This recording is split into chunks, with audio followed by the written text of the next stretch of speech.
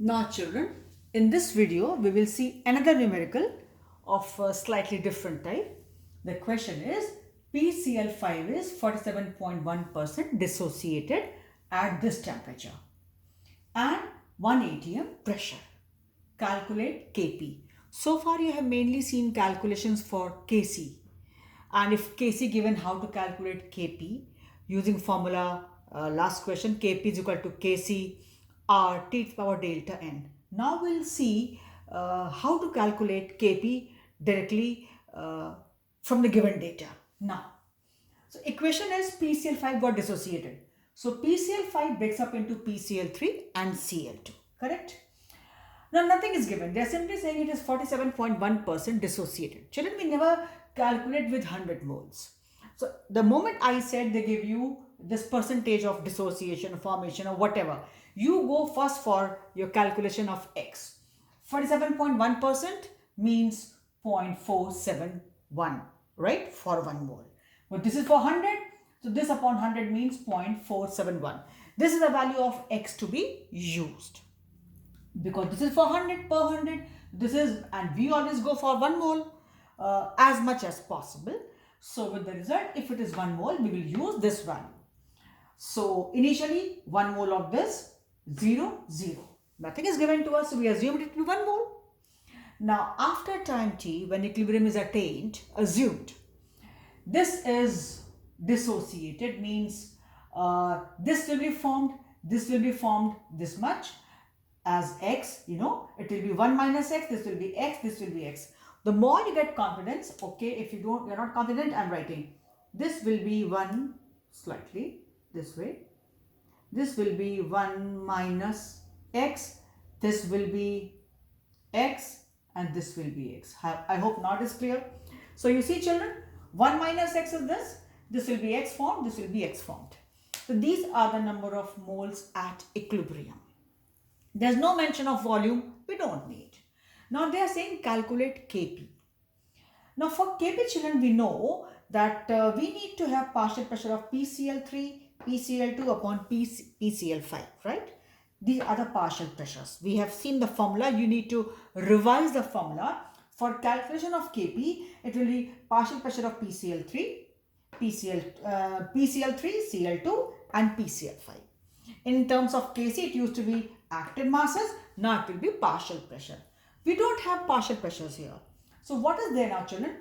Partial pressure of anything, from the previous chapter you also know that it is equal to the mole fraction of that component multiplied by the total pressure. Fine. So I can find out the total number of moles at equilibrium. This plus this plus this. Say it is A, B, C. So you add A, B, C. You'll find it will be this point minus 0.47 and this gets cancelled. If you add up, it will be 1.471.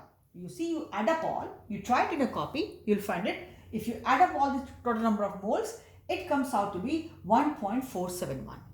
So this is my total number of moles, and these are individual number of moles of those components. So if I want, say, the mole fraction of this PCl5, suppose, so its number of moles upon total number of moles, okay, the mole fraction. Now since I want partial pressure, so its mole fraction multiplied by total pressure, because they said at 1 atm pressure, so this is a 1 atm. So its mole fraction means the mole fraction, this X dash is the mole fraction. So X dash PCl5, it will be this, its number of moles upon total number of moles into 1. And here we got the partial pressure of PCl5. Similarly, the partial pressure of PCl3, what? Its number of moles, 0.471 upon total number of moles, this is the mole fraction, into total pressure 1, and this came out to be 0.32 atm. And we know the very same will be for Cl2. So I wrote is also equal to PCl2, right? So now I got partial pressures of all three components. I repeat, they asked us to calculate Kp. For Kp, I know formula is, I know only two formulas. We have studied only two formulas. One was Kp is equal to Kc RT to the power delta n. Kc is not given to us. Other formula is partial pressure of PCl3 into partial pressure of PCl2 upon PCl5. So in order to have partial pressures, what do we need? We need the mole fraction of that component to be multiplied by the total pressure of the various components. So how it goes? PCl5 breaks up into PCl3 and Cl2, initially 1, 0, 0. After time t at equilibrium, 1 minus x, x, x. What is the x? We have seen here. How it got? They always give us in percentage. We bring it down to the value for 1. And this is 1 minus x, x, x. Total number of moles. You got this because ultimately you want mole fraction. And its number of moles are here. So if I want the partial pressure of PCl5, let's say it is PCl5, it will be mole fraction of PCl5 into total pressure.